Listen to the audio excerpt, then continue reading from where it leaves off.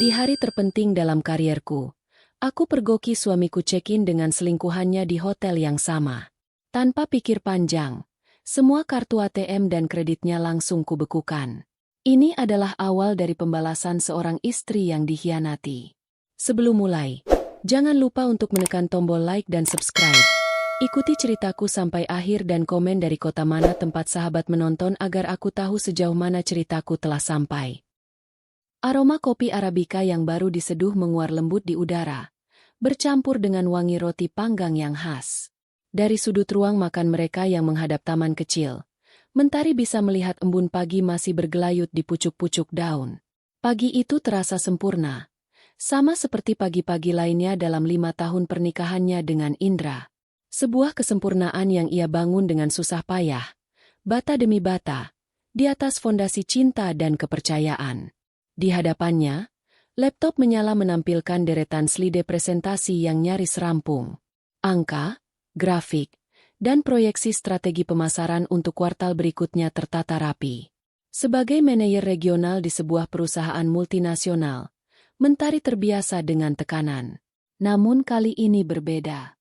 Pertemuan besok bukan sekadar rapat rutin.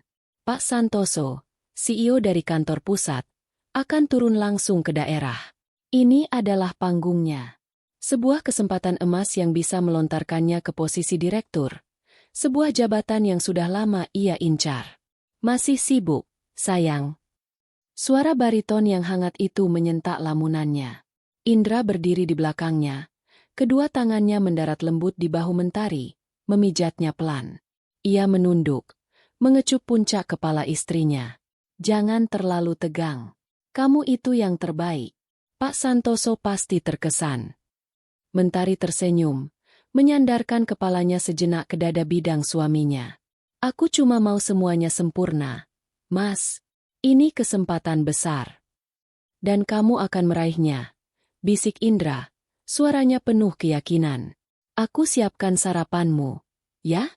Kamu fokus saja selesaikan jagoanmu itu. Mentari mengangguk.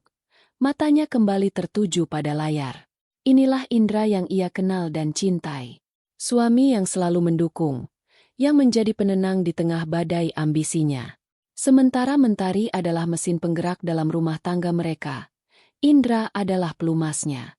Ia yang memastikan semua berjalan mulus, yang mengurus detail-detail kecil agar Mentari bisa fokus pada gambaran besar. Banyak orang mungkin melihat Indra hanya menumpang hidup pada kesuksesan istrinya. Tapi bagi Mentari, Indra adalah fondasinya. Tanpa ketenangan yang diciptakan Indra di rumah, ia tak akan bisa setegar ini di luar. Beberapa saat kemudian, Indra kembali dengan sepiring roti panggang selai srikaya dan secangkir kopi hitam, persis seperti yang Mentari suka. Ia meletakkannya dengan hati-hati di samping laptop. Terima kasih, Mas. Kamu memang yang paling mengerti aku, ujar Mentari tulus. Indra tersenyum. Senyum yang dulu membuatnya jatuh hati. Tentu saja. Kamu duniaku. Mentari. Apapun untukmu. Ia menarik kursi dan duduk di hadapan Mentari, menemaninya sarapan dalam diam, memberikan kehadiran yang menenangkan. Mentari menyantap sarapannya sambil sesekali melakukan revisi kecil pada presentasinya. Semua terasa pas.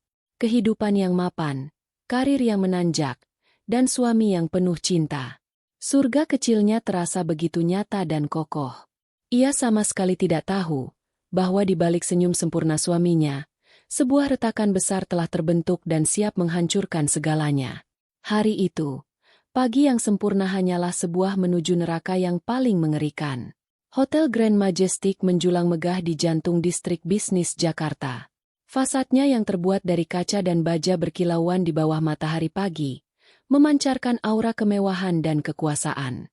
Delda menyerahkan kunci mobilnya kepada petugas valet. Jantungnya berdebar sedikit lebih cepat saat ia melangkah melintasi pintu putar otomatis. Lobi hotel adalah sebuah dunia tersendiri.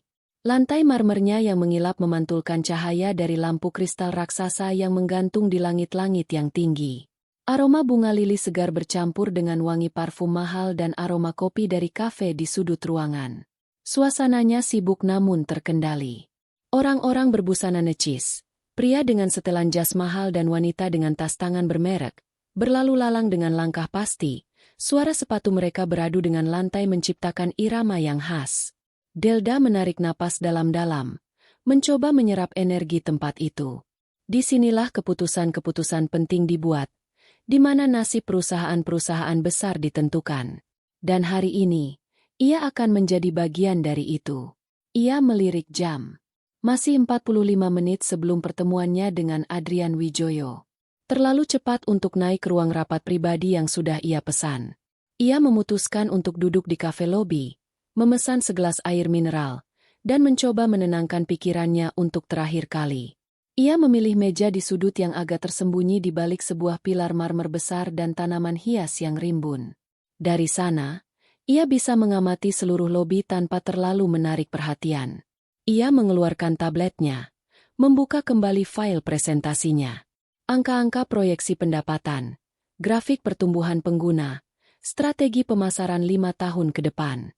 Semua sudah tertanam di luar kepala, tetapi melihatnya lagi memberinya rasa aman. Setiap slide adalah representasi dari malam-malam tanpa tidur, dari rapat-rapat panjang yang melelahkan, dari penolakan investor-investor sebelumnya yang hampir membuatnya patah arang. Tapi ia tidak menyerah. Perusahaannya adalah bayinya, buah dari keringat dan air matanya.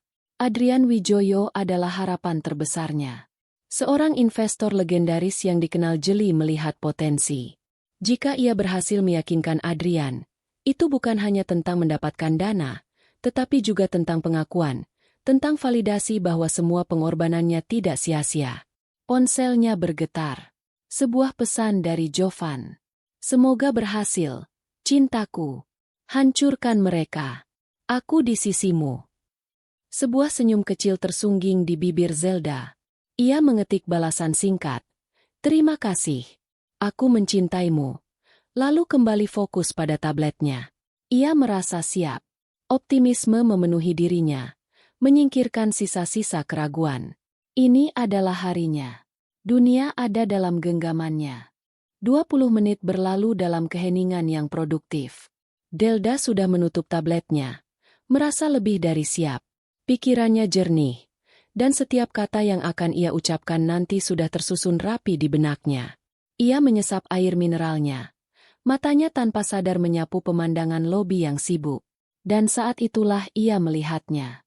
Di dekat meja resepsionis yang panjang dan berkilauan, seorang pria berdiri memunggunginya. Posturnya, potongan rambutnya, kemeja biru laut yang ia kenali dengan sangat baik. Itu Jovan. Untuk sesaat, Delda membeku. Otaknya mencoba mencari penjelasan logis. Apa yang Jovan lakukan di sini? Bukankah seharusnya dia sudah di jalan tol menuju Bandung? Mungkin pertemuannya dibatalkan. Mungkin dia ingin memberiku kejutan. Pikiran-pikiran itu berkelebat cepat. Tetapi tidak ada yang terasa pas. Rasa aneh mulai merayap di perutnya. Ia menyipitkan mata, mencoba memastikan. Pria itu sedikit bergeser, dan profil wajahnya terlihat. Tidak salah lagi. Itu Jovannya, suaminya. Zelda hendak berdiri, hendak memanggil namanya dengan nada gembira yang pura-pura, ketika jantungnya terasa seperti diremas hingga berhenti berdetak. Seorang wanita muda muncul di sisi Jovan. Wanita itu, dengan rambut panjang bergelombang, gaun merah ketat yang memeluk lekuk tubuhnya, dan sepatu hak setinggi langit, menggelayut manja di lengan Jovan. Tangan wanita itu menepuk-nepuk dada Jovan dengan genit, dan sebagai balasannya, Jovan menunduk, membisikkan sesuatu ke telinganya. Wanita itu tertawa. Tawa yang renyah dan penuh kemenangan. Dan Jovan tersenyum. Bukan senyum hangat yang biasa ia berikan pada Zelda, melainkan senyum puas seorang pria yang sedang memamerkan trofinya. Dunia Zelda seakan runtuh dalam gerakan lambat. Suara-suara di lobi, denting piano, gumaman percakapan, derap langkah kaki, semua meredam menjadi dengungan tak berarti di telinganya. Yang bisa ia lihat hanyalah pemandangan di depannya. Suaminya, pria yang tadi pagi mencium keningnya dan mengatakan betapa bangganya ia, kini sedang check-in di sebuah hotel mewah bersama wanita lain. Perjalanan dinas ke Bandung. Audit mendadak. Semua adalah kebohongan. Napas Zelda tercekat di tenggorokan. Rasa dingin yang menusuk menjalar dari ujung kaki hingga ke ubun-ubun. Syok. Pengkhianatan. Rasa sakit yang begitu tajam dan tiba-tiba membuatnya mual. Mereka terlihat begitu mesra, begitu nyaman satu sama lain. Ini jelas bukan yang pertama kali. Jovan mengambil kunci kamar berbentuk kartu dari resepsionis, lalu merangkul pinggang wanita itu dengan posesif. Mereka berjalan menuju lift, tertawa dan bercanda, sepasang kekasih yang sedang memulai liburan romantis mereka. Mereka sama sekali tidak menyadari kehadiran Zelda, yang duduk membatu di sudut kafe. Dunianya hancur berkeping-keping hanya dalam hitungan detik. Untuk beberapa saat yang terasa seperti selamanya, Zelda tidak bisa bergerak. Tubuhnya kaku, matanya terpaku pada pintu lift yang sudah tertutup, menyembunyikan suaminya dan wanita itu. Rasa sakit di dadanya begitu nyata, seolah ada tangan tak terlihat yang merobek jantungnya menjadi dua. Air mata panas mulai menggenang di pelupuk matanya, mengaburkan pandangannya. Ia ingin berteriak, ingin berlari ke lift itu, menggedor pintunya, dan menuntut penjelasan. Ingin menjambak rambut wanita itu dan menampar wajah Jovan hingga senyum palsunya itu hilang. Tapi tubuhnya menolak untuk patuh. Ia hanya bisa duduk di sana, gemetar hebat, sementara kepingan-kepingan realitas baru yang mengerikan mulai tersusun di benaknya. Transaksi janggal di laporan kartu kredit yang selalu dijelaskan Jovan sebagai biaya representasi klien. Telepon-telepon dari kantor yang ia terima di malam hari. Lembur di akhir pekan yang semakin sering terjadi. Semua tanda itu ada di sana, tapi ia terlalu sibuk, terlalu percaya untuk melihatnya. Getaran di tubuhnya perlahan berhenti. Syok awal yang melumpuhkan mulai tergantikan oleh sesuatu yang lain. Sesuatu yang dingin, keras, dan tajam. Amarah.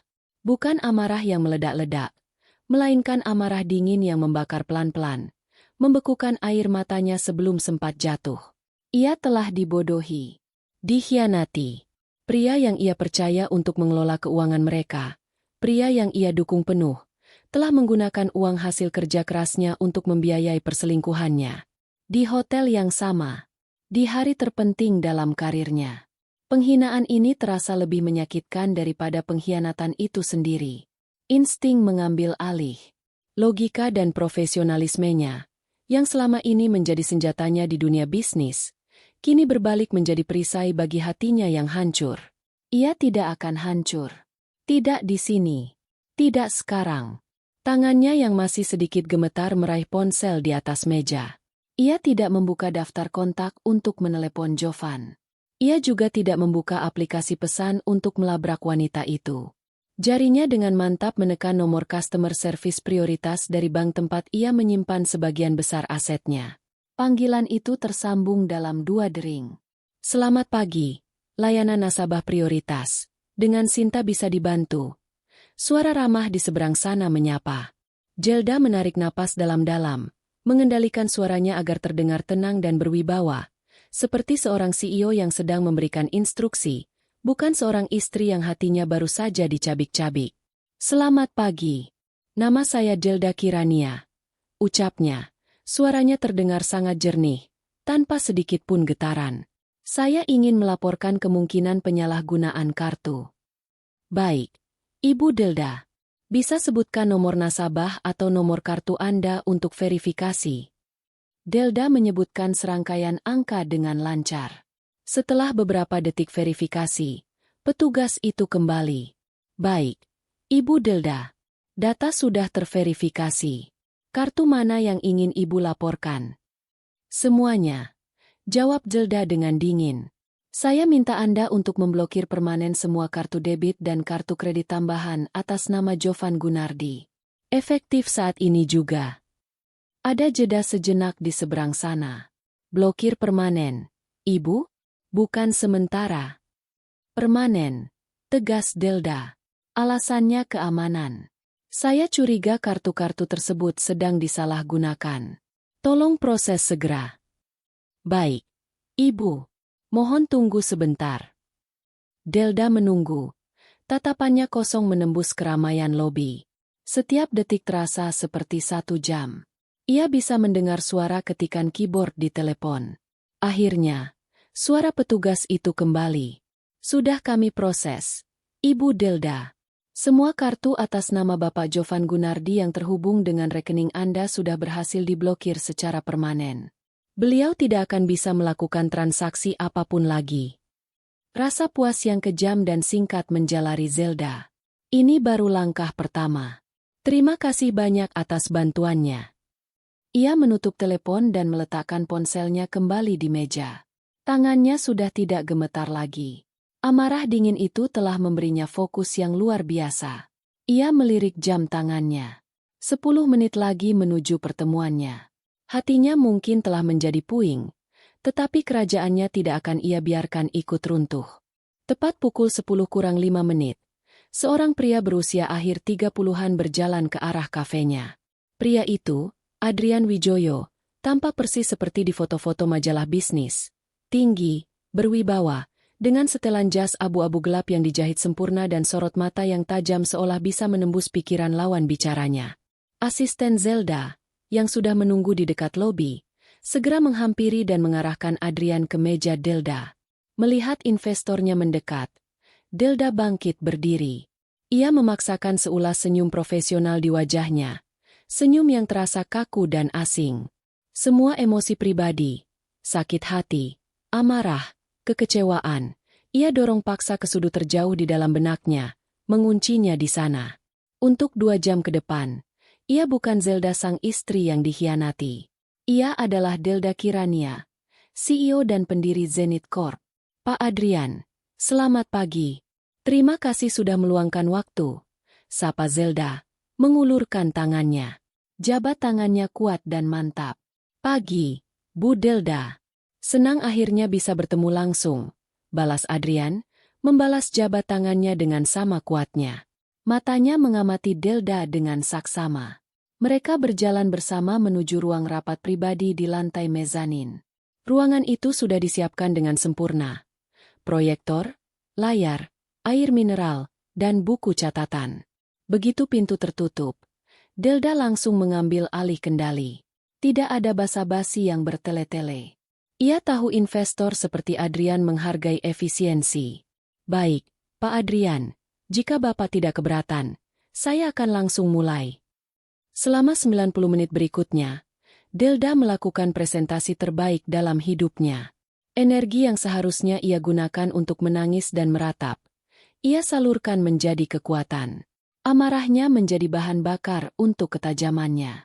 Rasa sakitnya ia ubah menjadi fokus yang mutlak. Suaranya jernih dan tegas, memaparkan visi, misi, dan strategi perusahaannya tanpa cacat.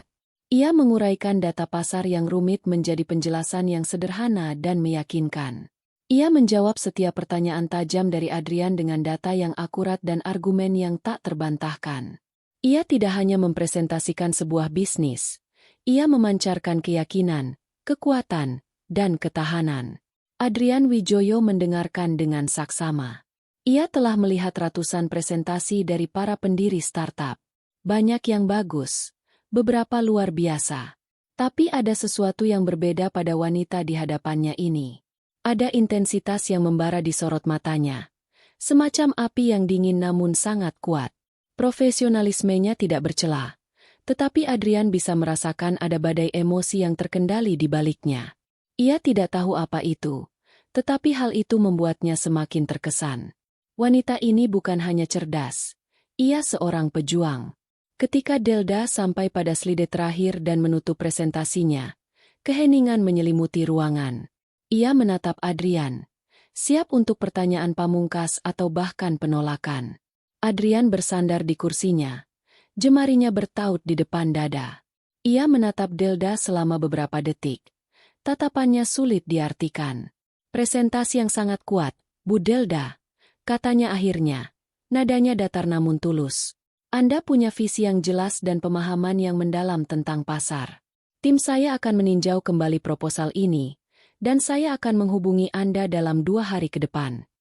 Delda mengangguk, menjaga ekspresi wajahnya tetap netral meskipun hatinya mencelos. Dalam dunia bisnis, akan kami hubungi, seringkali berarti, tidak. Terima kasih atas waktu dan perhatian Bapak, ucap Zelda, mulai membereskan laptopnya.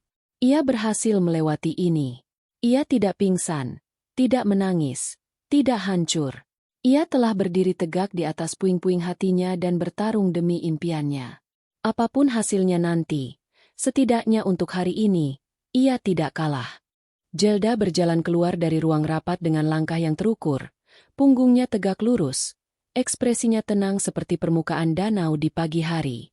Ia menyapa asistennya dengan anggukan singkat, memberinya instruksi untuk membereskan sisa administrasi.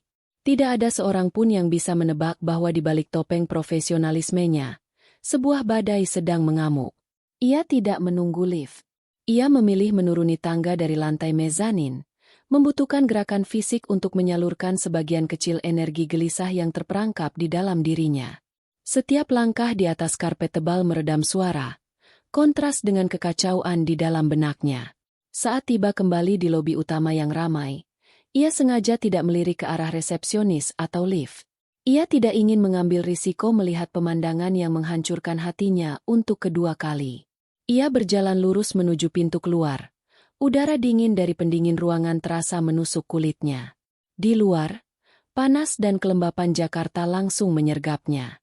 Ia menyerahkan tiket valet kepada petugas, dan beberapa menit kemudian, mobil sedannya yang berwarna perak metalik berhenti dengan mulus di depannya. Zelda memberikan tip, masuk ke dalam mobil, dan menutup pintu. Di dalam kesendirian dan keheningan mobilnya, topeng itu akhirnya retak. Napasnya yang sedari tadi ia tahan, akhirnya terengah keluar dalam satu embusan panjang yang bergetar. Ia menyandarkan kepalanya di kemudi, memejamkan mata rapat-rapat. Bayangan Jovan dan wanita itu, tawa mereka, sentuhan mereka, kembali menghantamnya dengan kekuatan penuh. Rasa sakit itu begitu fisik, begitu mencekik. Namun, tidak ada air mata. Seolah-olah amarah dingin di dalam dirinya telah membekukan sumbernya. Setelah beberapa menit, ia menegakkan tubuhnya kembali. Ia menyalakan mesin mobil, memasang sabuk pengaman, dan melaju perlahan ke jalan raya yang padat. Ia mengemudi secara otomatis. Pikirannya berkecamuk. Sekitar 15 menit kemudian, saat mobilnya terjebak dalam kemacetan, ponselnya yang terhubung dengan sistem audio mobil berdering nyaring. Nama, Jovan, tertera besar di layar dashboard. Zelda menarik napas, lalu menekan tombol hijau di kemudi. Halo, sapanya. Suaranya datar, tanpa emosi. Zelda, akhirnya kamu angkat juga. Ada yang aneh dengan kartu kreditku. Suara Jovan terdengar panik dan sangat kesal. Terdengar suara denting piring dan musik samar di latar belakang. Jelas sekali ia menelepon dari sebuah restoran. Aneh bagaimana? Tanya Zelda. Matanya lurus menatap lautan mobil di depannya. Ditolak. Semuanya ditolak. Aku coba 3 kartu berbeda. Semuanya gagal. Memalukan sekali. Tahu, aku sedang mau bayar makan siang. Makan siang. Pukul 12:30 siang. Jadi, setelah check-in, mereka langsung pergi untuk makan siang romantis. Rasa mual kembali menyerang Zelda, tetapi ia menekannya dalam-dalam. Oh, ya? Jawab Zelda dengan nada yang dibuat sedikit bingung. Mungkin ada gangguan jaringan dari bank. Sering terjadi. Gangguan jaringan tidak mungkin serempak di 3 kartu berbeda. Ini pasti ada masalah lain. Coba kamu telepon bank, tanyakan ada apa. Bentak Jovan. Nadanya memerintah dan tidak sabar. Disinilah kesabaran Zelda habis. Pria ini, setelah mengkhianatinya, berani membentaknya karena tidak bisa membayar makan siangnya dengan selingkuhannya menggunakan uangnya. Rasa puas yang dingin dan kejam menjalari Zelda. Ia telah membuat keputusan yang tepat. Aku sedang menyetir. Jovan. Tidak bisa menelepon bank sekarang. Jawabnya dengan ketenangan yang dibuat-buat. Coba saja pakai kartu debitmu. Debit juga tidak bisa. Astaga, Zelda, kamu tidak mengerti, ya? Aku tidak punya uang tunai cukup untuk membayar tagihan ini. Sayang sekali, ucap Zelda, dan untuk pertama kalinya, sedikit nada sinis menyelinap dalam suaranya. Kalau begitu, Mungkin kamu bisa coba mencuci piring? Aku dengar beberapa restoran masih memberlakukan aturan itu. Hening sesaat di seberang sana. Jovan jelas terkejut dengan jawaban sarkastis istrinya. Apa maksudmu? Kamu tidak membantuku. Aku sedang di jalan. Nanti aku periksa kalau sudah sampai di rumah. Bohong. Selamat menikmati sisa makan siangmu. Tanpa menunggu jawaban, Delda mematikan sambungan telepon. Keheningan kembali mengisi mobilnya. Tetapi kali ini terasa berbeda. Terasa seperti kemenangan. Kemenangan kecil yang pahit, tetapi cukup untuk memberinya kekuatan untuk menghadapi apa yang menantinya di rumah. Delda memarkir mobilnya di basement apartemen. Perjalanan pulang yang biasanya hanya 30 menit terasa seperti 3 jam. Setiap lampu merah, setiap kemacetan, memberinya terlalu banyak waktu untuk berpikir, untuk merasakan lukanya. Saat ia membuka pintu apartemen mereka, keheningan menyambutnya. Namun, ini bukan keheningan yang menenangkan seperti biasanya. Ini adalah keheningan yang berat, yang penuh dengan gema kebohongan. Aroma kopi dari pagi tadi sudah lenyap, digantikan oleh aroma samar parfum Jovan yang tertinggal di udara. Rumah yang ia bangun dengan cinta, yang setiap sudutnya ia tata dengan penuh perhatian, kini terasa seperti tempat kejadian perkara. Ia menatap sekeliling. Sofa kulit tempat mereka biasa menonton film bersama di akhir pekan. Meja makan tempat Jovan akan menyajikan sarapan setiap pagi. Rak buku yang berisi koleksi buku mereka berdua, berdampingan seolah harmonis. Semuanya terasa palsu. Matanya tertuju pada sebuah foto besar yang tergantung di dinding ruang keluarga. Foto pernikahan mereka. Keduanya tersenyum bahagia. Mata mereka berbinar menatap masa depan. Delda di dalam foto itu terlihat begitu naif, begitu penuh cinta dan kepercayaan. Melihatnya sekarang membuat perut Zelda serasa diaduk. Siapa wanita itu? Apakah ia masih orang yang sama? Ia berjalan gontai ke kamar tidur mereka. Di atas tempat tidur yang masih rapi, ia melihat kemeja kotor yang Jovan kenakan kemarin tergeletak di keranjang cucian. Di atas meja nakas, jam tangan dan dompet Jovan yang lain tergeletak begitu saja. Benda-benda itu adalah bukti kehadiran fisik pria itu. Bukti dari kehidupan yang mereka bagi. Kehidupan yang ternyata hanya ia jalani sendirian. Zelda duduk di tepi tempat tidur. Tempat tidur yang sama di mana ia tidur di samping seorang pendusta setiap malam. Tiba-tiba, ia merasa tidak bisa bernapas.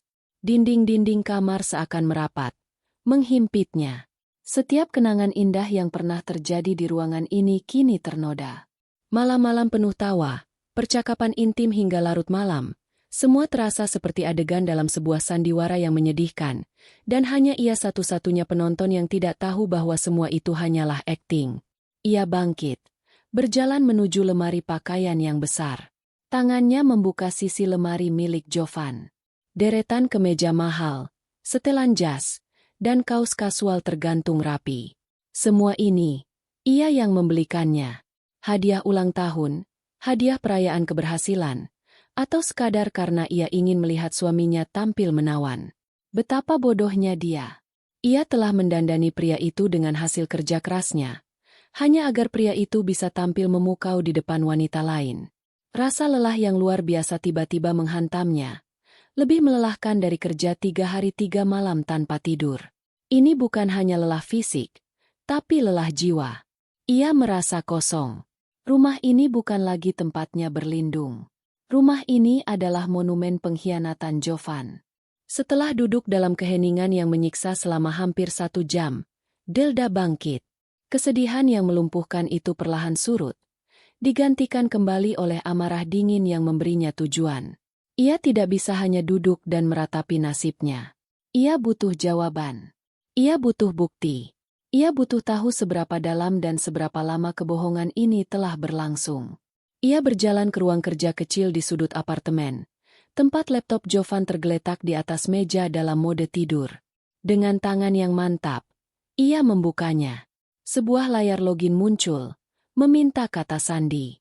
Delda terdiam sejenak. Dulu, mereka tidak pernah punya rahasia. Kata sandi laptop Jovan adalah tanggal ulang tahun pernikahan mereka. Dengan jari yang sedikit gemetar, ia mengetik kombinasi angka itu. Klik. Layar desktop muncul. Hatinya mencelos. Fakta bahwa Jovan bahkan tidak repot-repot mengganti kata sandi itu terasa seperti penghinaan tambahan. Seolah-olah Jovan begitu yakin bahwa Delda tidak akan pernah curiga, tidak akan pernah memeriksa. Napasnya tertahan saat ia mulai menjelajah. Ia tidak tahu harus mulai dari mana. Naluri membawanya untuk membuka riwayat Pramban Web. Riwayat itu bersih. Terlalu bersih. Jelas sekali Jovan rutin menghapusnya. Tanda bahaya pertama. Kemudian, ia membuka aplikasi email. Sebagian besar adalah email pekerjaan yang terlihat normal. Tapi saat ia membuka folder, sampah, dan arsip, jantungnya mulai berdebar kencang. Ia menemukan konfirmasi pemesanan dari berbagai situs perjalanan dan hotel. Hotel di Bali 3 bulan lalu, saat Jovan mengaku sedang ada retret kantor. Sebuah villa di puncak 6 bulan lalu, untuk akhir pekan memancing bersama teman-teman. Semuanya untuk 2 orang dewasa. Tangannya bergerak lebih cepat, membuka aplikasi perbankan online yang biasanya Jovan kelola. Ia masuk menggunakan data yang tersimpan. Rekening koran kartu kredit bersama mereka selama setahun terakhir terbentang di layar seperti sebuah novel horor. Mata Zelda menyapu baris demi baris transaksi. Tagihan dari toko perhiasan ternama, sebuah kalung berlian yang tidak pernah ia terima. Pembelian tas tangan mewah dari merek yang bukan seleranya. Makan malam mahal di restoran-restoran romantis pada hari-hari kerja saat Jovan mengaku sedang lembur. Biaya spa untuk 2 orang. Tagihan dari toko lingerie. Setiap transaksi adalah sebuah tusukan kecil di hatinya. Kebohongan ini bukan sesuatu yang baru. Ini adalah gaya hidup. Sebuah operasi rahasia yang sistematis dan terencana dengan baik, yang didanai sepenuhnya oleh kepercayaan dan kerja kerasnya. Uang yang seharusnya mereka gunakan untuk masa depan, untuk membangun keluarga, telah dihambur-hamburkan untuk memanjakan seorang wanita simpanan. Ia bahkan menemukan pembayaran rutin bulanan ke sebuah rekening atas nama yang tidak ia kenal. Jumlahnya cukup besar. Apakah itu uang sewa apartemen untuk selingkuhannya? Atau sekadar uang saku? Pikiran itu membuatnya mual. Pengkhianatan ini jauh lebih buruk dari yang ia bayangkan. Ini bukan sekadar kesalahan sesaat atau godaan impulsif. Ini adalah kehidupan ganda. Jovan telah membangun sebuah dunia paralel di belakang punggungnya. Sebuah dunia yang dibangun di atas pilar kebohongan dan ditopang oleh fondasi keuangan Zelda. Saat menatap layar yang penuh dengan bukti pengkhianatan, sebuah kenangan spesifik muncul dari kedalaman benak Zelda, begitu jernih seolah baru terjadi kemarin. Itu adalah malam sekitar 2 tahun yang lalu. Perusahaannya baru saja mendapatkan pendanaan tahap awal. Ia sangat sibuk, bekerja hampir 18 jam sehari. Suatu malam, ia pulang dengan keadaan sangat lelah, dan menemukan setumpuk tagihan yang belum terbayar di meja makan. Ia menghela napas, merasa kewalahan. Jovan datang dari belakang, memijat bahunya dengan lembut. "Kamu terlihat lelah sekali, sayang," bisiknya. "Aku memang lelah. Aku Delda. Aku bahkan lupa membayar tagihan-tagihan ini. Aku terlalu fokus pada perusahaan." Jovan memutar tubuh Delda menghadapnya. Ia menatap mata Delda dengan tatapan yang saat itu Delda anggap sebagai cinta dan kepedulian. "Makanya, biarkan aku yang membantumu." "Membantu apa?" "Serahkan semua ini padaku," kata Jovan dengan nada meyakinkan. "Urusan tagihan, investasi, pengelolaan keuangan pribadi. Biar aku yang tangani. Jadikan saja semua rekening atas nama kita bersama. Berikan aku akses penuh. Dengan begitu, kamu bisa fokus 100% membangun Zenith Corp tanpa perlu khawatir soal hal-hal kecil seperti ini. Anggap saja aku sebagai manajer keuangan pribadimu. Aku ingin melihatmu sukses. Zel, kebahagiaanmu adalah kebahagiaanku." Saat itu, kata-kata Jovan terdengar seperti musik yang paling merdu. Solusi dari semua masalahnya. Ia merasa sangat dicintai dan didukung. Ia melihat Jovan sebagai seorang pahlawan yang rela mengesampingkan egonya demi kesuksesan istrinya. Tanpa ragu, ia setuju. Keesokan harinya, mereka pergi ke bank, menandatangani semua dokumen yang diperlukan. Ia menyerahkan kendali penuh atas kerajaannya, dengan kepercayaan buta. Mengingatnya sekarang, Delda merasa seperti orang paling bodoh di dunia. Janji-janji manis itu, tatapan penuh cinta itu, semuanya adalah bagian dari rencana besar. Itu bukan tawaran bantuan. Itu adalah awal dari sebuah kudeta finansial yang terencana. Jovan tidak ingin membantunya. Ia ingin akses. Akses menuju uangnya, menuju sumber daya yang bisa ia gunakan untuk membangun kehidupan rahasia yang ia dambakan. Rasa sakit karena dikhianati oleh seorang kekasih kini bercampur dengan rasa marah, karena telah dimanipulasi secara licik oleh seorang penipu. Pria yang menikahinya ternyata adalah seorang predator yang sabar, yang menunggu saat yang tepat untuk menerkam. Dan ia, dengan sukarela, telah berjalan masuk ke dalam perangkapnya. Ponselnya berdering, memecah keheningan apartemen yang menyesakkan. Delda tersentak dari lamunannya yang kelam. Ia melirik layar. Nama, Adrian Wijoyo, tertera di sana. Jantungnya berdebar karena alasan yang sama sekali berbeda. Ia menatap tumpukan bukti digital di layar laptop, lalu ke ponselnya yang terus berdering. Dua dunia yang saling bertabrakan. Dunia pribadinya yang hancur lebur dan dunia profesionalnya yang berada di ambang kemenangan. Ia ragu sejenak untuk menjawab. Ia tidak yakin bisa berpura-pura normal lagi. Tapi ia memaksa dirinya. Ia adalah seorang pejuang. Ia tidak akan membiarkan Jovan merenggut ini darinya juga. Ia menarik napas dalam-dalam, menekan tombol jawab, dan berusaha membuat suaranya terdengar ceria. Halo, selamat siang, Pak Adrian.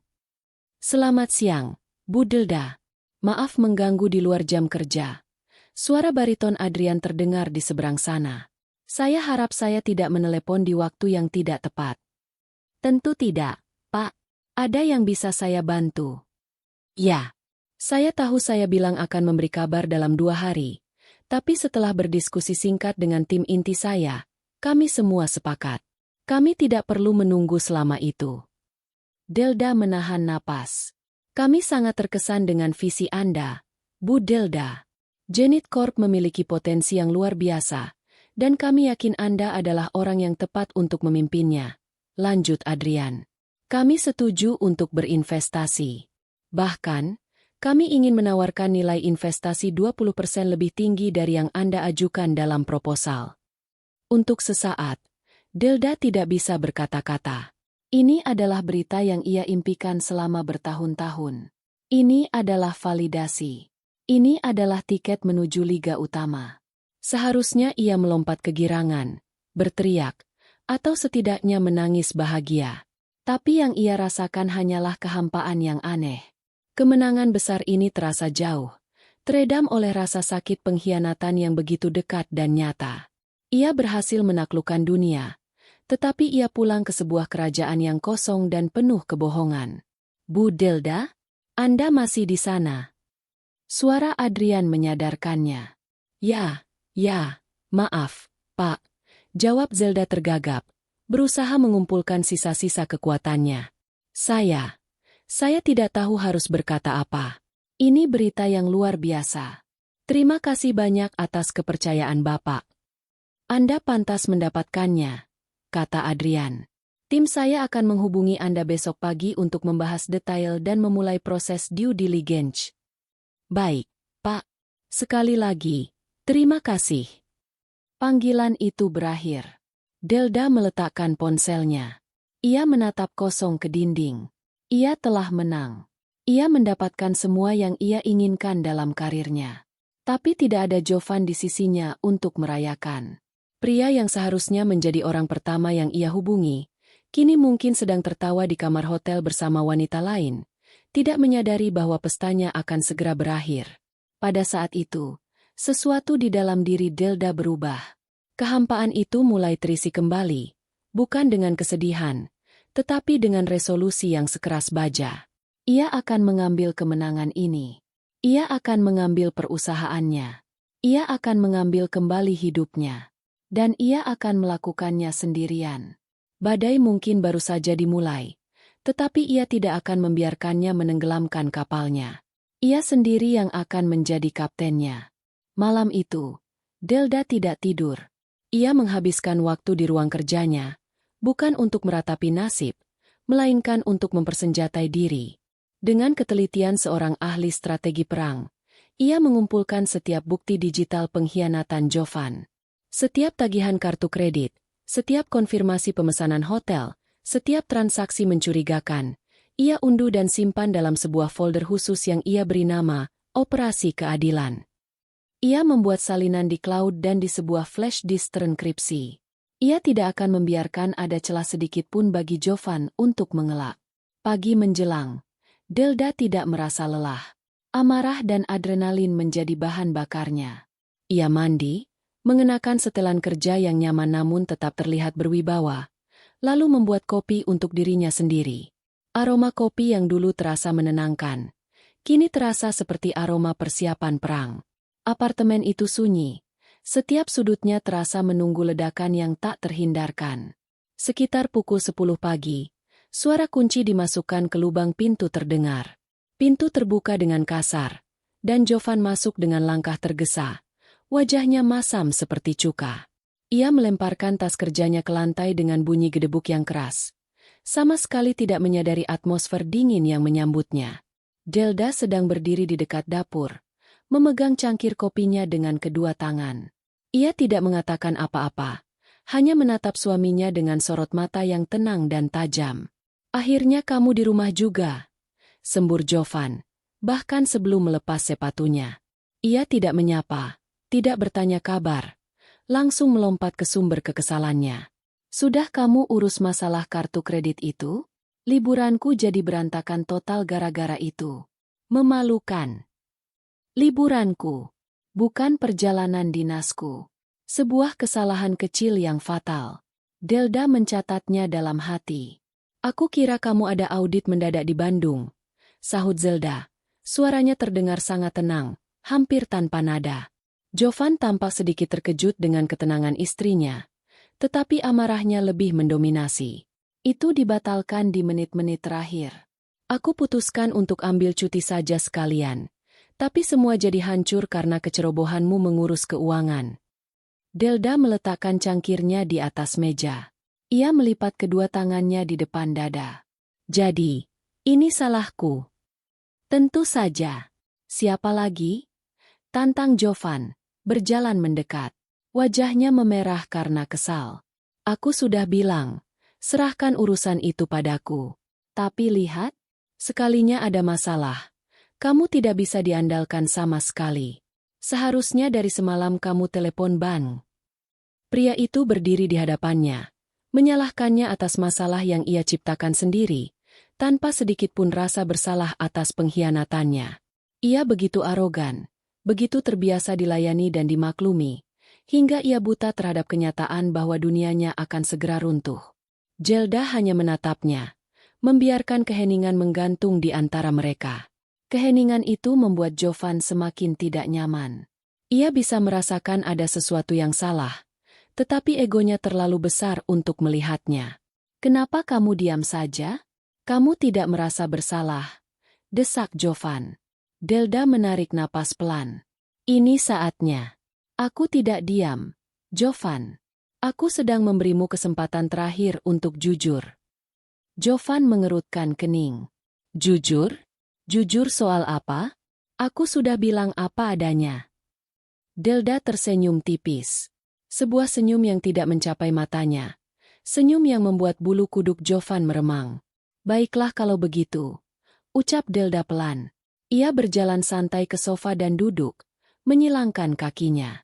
Gerakannya penuh percaya diri, seolah ia adalah seorang ratu di istananya yang akan segera menjatuhkan hukuman. "Kalau begitu, ceritakan padaku, perjalanan dinasmu yang dibatalkan itu. Apakah seharusnya berlangsung di Hotel Grand Majestic?" Nama hotel itu terlontar seperti peluru. Wajah Jovan yang tadinya memerah karena marah, kini berubah pucat pasi dalam sekejap. Pupil matanya melebar, napasnya tercekat. Ia tampak seperti seekor hewan yang tiba-tiba menyadari dirinya sudah masuk ke dalam perangkap. "Apa maksudmu?" Tanyanya. Suaranya tergagap untuk pertama kali. Aku tanya, ulang Zelda. Nadanya masih tenang namun menusuk. Apakah audit mendadak itu lokasinya di Hotel Grand Majestic? Karena kebetulan sekali. Aku ada di sana kemarin. Untuk presentasi yang kamu tahu betul. Jovan membuka mulutnya. Tetapi tidak ada suara yang keluar. Otaknya yang licik kini berputar panik. Mencoba mencari jalan keluar dari labirin yang tiba-tiba mengurungnya. Pasti ada salah paham. Akhirnya ia berhasil bersuara. Mencoba tertawa canggung. Mungkin kamu lihat orang yang mirip denganku. Oh, aku melihatmu dengan sangat jelas, Jovan, kata Delda, mencondongkan tubuhnya ke depan. Aku melihatmu check-in di resepsionis. Aku melihat kemeja biru laut yang aku setrika untukmu pagi itu. Dan aku juga melihat rekan kerjamu. Delda berhenti sejenak, membiarkan kata-katanya meresap. Dia wanita yang sangat menarik. Rambutnya panjang, gaunnya merah. Tampaknya kalian sangat akrab. Apakah dia juga bagian dari tim audit? Skakmat. Jovan terhuyung mundur seolah terkena pukulan telak. Semua kebohongan yang telah ia siapkan hancur berkeping-keping. Ia menatap Zelda dengan mata memohon. Kepanikan yang murni terpancar di wajahnya. Zel, aku bisa jelaskan. Katanya, suaranya bergetar. Oh, aku yakin kamu bisa, balas Zelda sinis. Tapi aku tidak butuh penjelasanmu lagi. Aku sudah punya semuanya di sini. Ia menunjuk laptopnya yang ada di meja kopi. Tagihan hotel di Bali. Villa di puncak. Kalung berlian yang tidak pernah kulihat. Tas mewah. Makan malam romantis saat kamu bilang sedang lembur. Semuanya. Jovan. Aku tahu semuanya. Konfrontasi besar itu tidak terjadi dengan teriakan atau barang-barang yang pecah. Itu terjadi dalam ketegangan yang mencekik. Jovan, yang menyadari dirinya sudah tidak bisa mengelak, mengubah taktiknya. Ia mencoba menyalahkan Delda. Kalau saja kamu tidak terlalu sibuk. Kalau saja kamu punya waktu untukku. Serunya putus asa. Aku kesepian. Zel. Aku butuh perhatian. Delda tertawa. Tawa yang kering dan penuh kepahitan. Kesepian? Atau kamu hanya butuh penonton untuk memamerkan gaya hidup mewah yang kamu nikmati dari hasil kerjaku? Jangan coba-coba memutarbalikkan fakta. Jovan, ini bukan salahku. Ini adalah pilihanmu. Pilihan seorang pengecut dan penipu. Di tengah ketegangan itu, ponsel Zelda yang tergeletak di meja bergetar, menampilkan notifikasi pesan dari nomor tak dikenal. Biasanya Delda akan mengabaikannya. Tetapi instingnya mengatakan sesuatu yang penting. Ia mengambil ponsel itu dan membukanya. Isi pesannya membuatnya ingin tertawa dan menangis pada saat yang bersamaan. Ini Tiara. Aku tahu kamu sudah memblokir kartu Jovan. Aku tidak tahu apa masalahmu. Tapi jangan jadi wanita egois. Kalau kamu sudah tidak bisa membahagiakan suamimu, lepaskan saja dia baik-baik. Dia berhak bahagia. Berhentilah menyiksanya. Delda membaca pesan itu 2 kali, tidak percaya dengan tingkat arogansi dan kebodohan wanita ini. Ia menyiksa Jovan? Wanita ini, yang jelas-jelas menikmati fasilitas dari uang Zelda, berani menyebutnya egois. Pesan ini adalah penegasan terakhir yang ia butuhkan. Tidak ada lagi keraguan.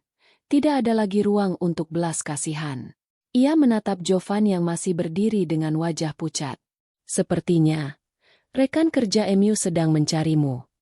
Delda tidak mengatakan apa-apa lagi. Dengan beberapa ketukan cepat, ia membuka folder Operasi Keadilan, memilih satu file, tangkapan layar tagihan kartu kredit untuk pembelian kalung berlian seharga ratusan juta rupiah beberapa bulan lalu, dan mengirimkannya sebagai balasan ke nomor Tiara. Tanpa teks, tanpa penjelasan. Hanya bukti dingin dari mana sumber kemewahan yang sedang dinikmati wanita itu berasal. Setelah itu, ia memblokir nomor tersebut. Ia tidak punya waktu atau energi untuk meladeni drama seorang pelakor. Urusannya hanya satu, dengan pria yang berdiri di hadapannya. Beberapa menit setelah Zelda mengirim pesan itu, ponsel Jovan berdering. Ia melihat layar ponselnya, lalu menatap Zelda dengan ngeri. Jelas sekali Tiara menerornya, menuntut penjelasan atas pesan yang baru saja ia terima. Jovan mematikan panggilan itu dengan panik. Semua fasadnya telah runtuh. Kebohongannya terbongkar, sumber uangnya terputus, dan selingkuhannya kini menjadi masalah baru. Ia kehabisan pilihan. Dengan gerakan yang dramatis dan menyedihkan, Jovan menjatuhkan dirinya berlutut di depan Zelda. "Zel, maafkan aku," isaknya. Air mata mulai membasahi pipinya. "Aku salah. Aku tahu aku brengsek. Tapi tolong, beri aku satu kesempatan lagi. Hanya satu." Ia mencoba meraih tangan Zelda, tetapi Zelda menariknya dengan cepat seolah tangan Jovan adalah bara api. "Aku bersumpah akan mengakhiri semuanya dengan dia," lanjut Jovan. Suaranya parau karena tangis. "Aku akan berubah. Zel, aku akan menjadi suami yang kamu inginkan. Aku akan melakukan apa saja. Tolong, jangan tinggalkan aku." Zelda menatap pria yang sedang bersujud di kakinya. Dulu, pemandangan ini mungkin akan meluluhkan hatinya. Tapi sekarang, yang ia lihat hanyalah seorang aktor yang sedang memainkan peran terbaiknya. Tangisannya, permohonannya, janjinya, semua terasa hampa. Ia tahu ini semua bukan karena cinta atau penyesalan. Ini adalah kepanikan murni dari seseorang yang akan kehilangan semua kenyamanan hidupnya. Keran uangnya sudah ditutup, dan ia melakukan segala cara untuk membukanya kembali. Rasa iba yang mungkin tersisa di sudut hatinya kini menguap tanpa bekas, digantikan oleh rasa jijik yang meluap. "Berdiri, Jovan," kata Zelda. Suaranya dingin seperti es. "Kau membuat pemandangan di ruang tamuku jadi jelek." Jovan mendongak, tidak percaya dengan respons dingin istrinya. "Zel, kumohon." "Sudah terlambat untuk memohon," potong Zelda. "Kamu tidak menyesali perbuatanmu. Kamu hanya menyesal karena ketahuan." Zelda bangkit dari sofa. Ia berjalan ke meja di ruang kerjanya, mengambil sebuah map coklat tebal, lalu kembali dan meletakkannya di atas meja kopi di depan Jovan. Bunyi map yang membentur permukaan kaca meja terdengar seperti bunyi palu hakim. Jovan menatap map itu dengan bingung. Air matanya masih mengalir. "Apa ini?" "Buka saja," kata Zelda. Dengan tangan gemetar, Jovan membuka map itu. Matanya melebar ngeri saat membaca kop surat di lembar paling atas. Surat dari sebuah firma hukum ternama. Di dalamnya, tertata rapi, surat gugatan cerai dengan alasan perselingkuhan, lengkap dengan lampiran bukti-bukti awal. Di belakangnya, ada surat tuntutan hukum terpisah untuk penggelapan dan pengembalian aset bersama yang telah disalahgunakan. Setiap lembar kertas adalah paku terakhir untuk peti mati pernikahan mereka. "Tidak, Zel, tidak, jangan lakukan ini," bisik Jovan, suaranya nyaris hilang. Zelda menatapnya untuk terakhir kali, bukan lagi sebagai seorang istri, melainkan sebagai orang asing. Tidak ada lagi cinta, tidak ada lagi sakit hati. Yang tersisa hanyalah kelegaan karena akan segera terbebas. "Aku sudah menandatangani bagianku. Pengacaraku akan menghubungimu atau pengacaramu besok," katanya dengan nada final. Ia berjalan menuju pintu, membukanya lebar-lebar. Udara dari koridor masuk terasa seperti angin perubahan. "Sekarang, keluar dari rumahku." Jovan menatapnya, matanya membelalak, penuh kengerian dan ketidakpercayaan. Ini benar-benar akhir. Tidak ada lagi kesempatan. Tidak ada lagi jalan kembali. "Keluar," ulang Zelda, suaranya lebih tegas. "Sebelum aku memanggil keamanan untuk mengusirmu." Dengan lunglai, Jovan bangkit. Ia berjalan melewati Zelda seperti zombie, tanpa membawa apapun. Saat ia melangkah melewati ambang pintu, Zelda menutup pintu itu dengan keras. Bunyinya menggema di apartemen yang kini terasa luas dan lapang. Zelda bersandar di pintu, memejamkan mata.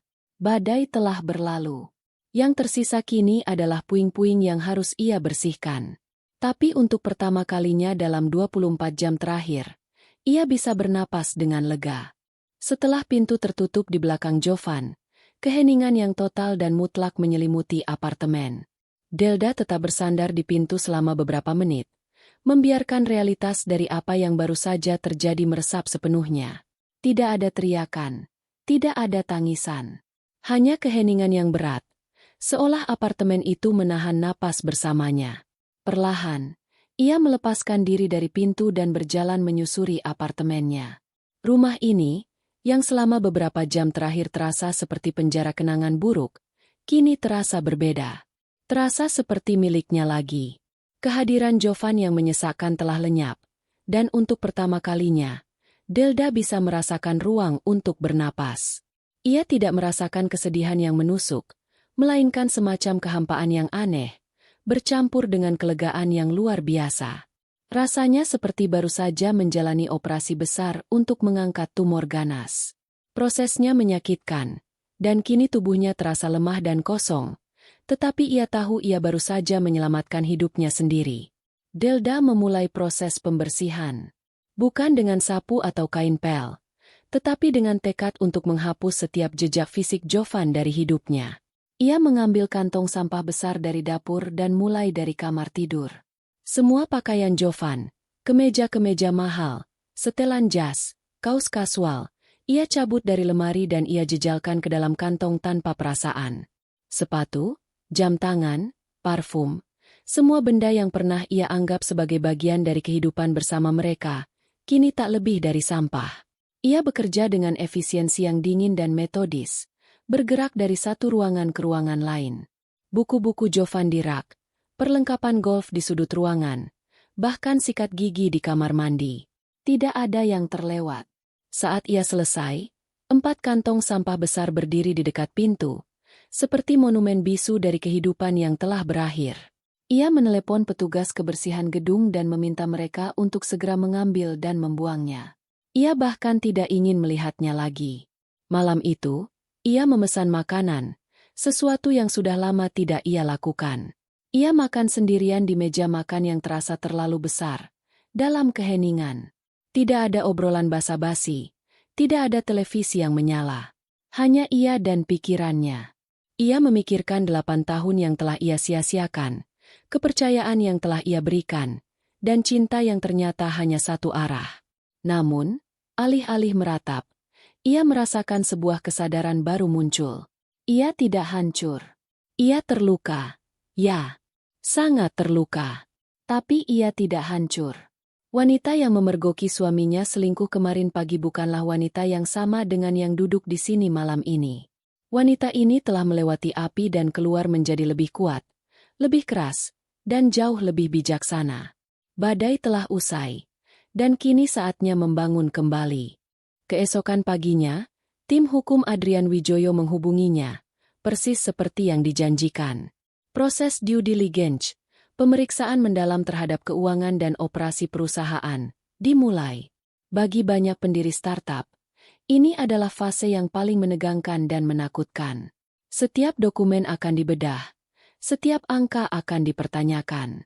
Bagi Delda, proses ini adalah sebuah penyelamatan. Ia menenggelamkan dirinya dalam pekerjaan dengan intensitas yang belum pernah terjadi sebelumnya. Ruang kerjanya di apartemen menjadi pusat komandonya. Ia bekerja dari fajar hingga larut malam, menyiapkan dokumen, menganalisis data, dan berkoordinasi dengan timnya. Pekerjaan menjadi bentengnya, tempat di mana ia memiliki kendali penuh, di mana logika dan data berkuasa, bukan emosi yang kacau. Setiap panggilan konferensi dengan tim Adrian adalah sebuah pelarian dari masalah pribadinya. Ia menjawab setiap pertanyaan dengan presisi dan keyakinan. Profesionalismenya tidak goyah sedikit pun. Tidak ada yang bisa menebak bahwa di luar pekerjaannya, ia sedang menjalani proses perceraian yang pelik dan menyakitkan. Adrian sendiri sesekali bergabung dalam rapat-rapat penting.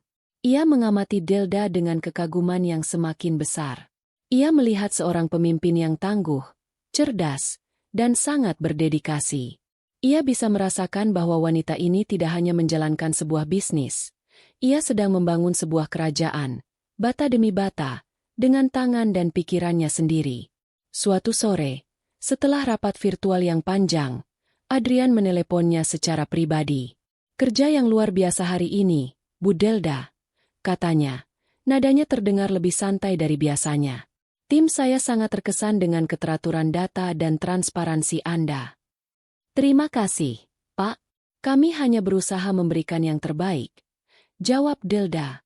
Saya tahu ini mungkin di luar batas, lanjut Adrian, ragu sejenak. Tapi saya merasa ada sesuatu yang membebani Anda. Tentu saja, Anda tidak perlu menjawab. Tapi jika Anda butuh seseorang untuk sekadar mendengarkan, sebagai sesama pebisnis, saya tahu betapa sepinya berada di puncak. Tawaran itu tulus, tanpa pretensi. Untuk pertama kalinya dalam beberapa hari, Delda merasa pertahanannya sedikit melunak. Ia tidak menceritakan detailnya, tetapi ia mengakui bahwa ia sedang melewati masa transisi yang sulit dalam kehidupan pribadinya. Saya hargai itu, Pak Adrian, jawab Delda pelan. Dan saya akan mengingat tawaran Anda. Percakapan singkat itu berarti banyak bagi Delda.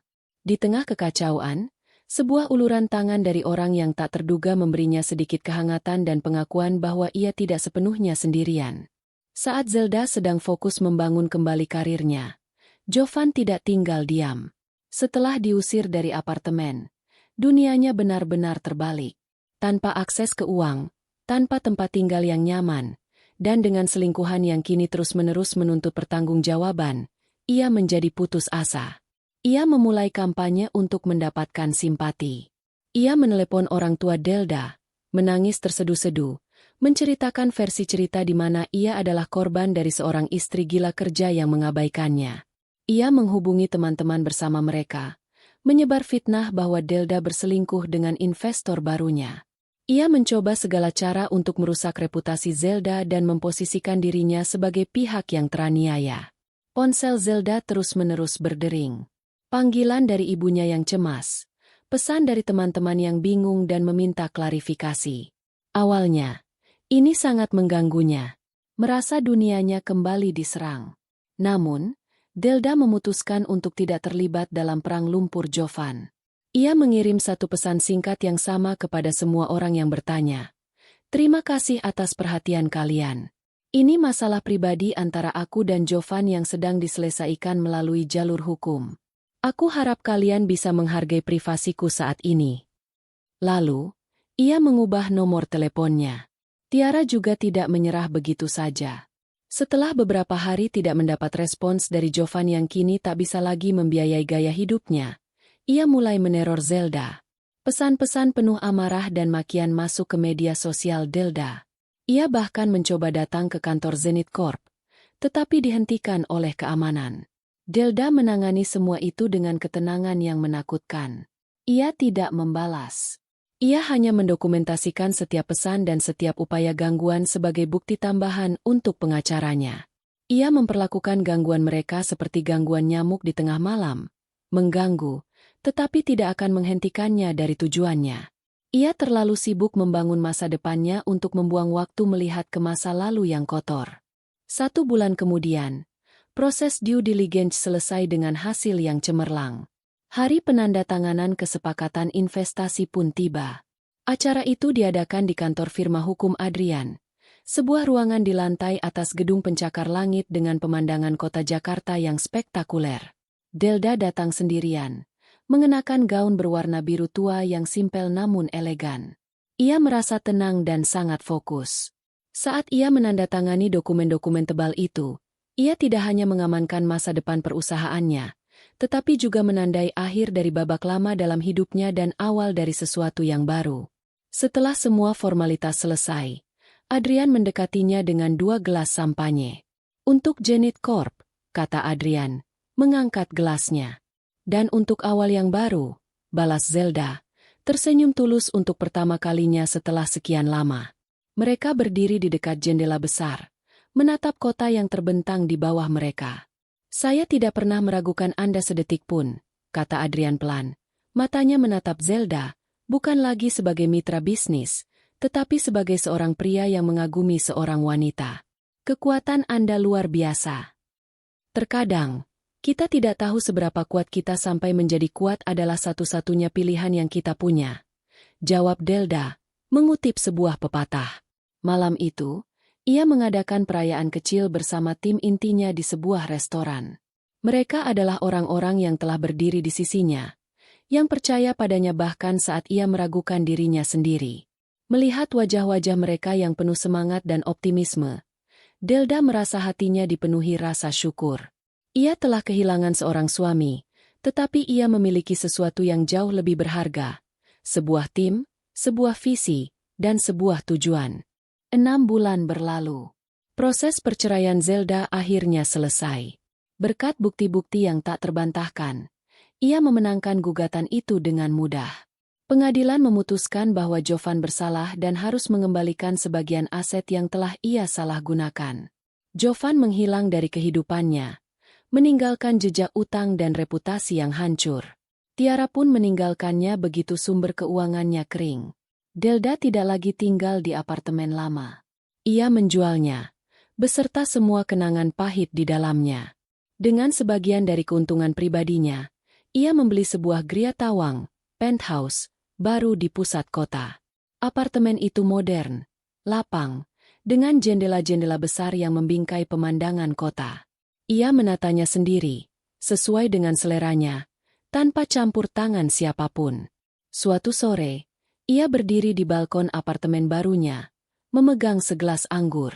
Di bawahnya, lampu-lampu kota mulai berkelip seperti lautan berlian. Angin malam meniup rambutnya dengan lembut. Ia sendirian, tetapi ia tidak merasa kesepian. Ia merasa utuh. Denit Corp melesat di bawah kepemimpinannya.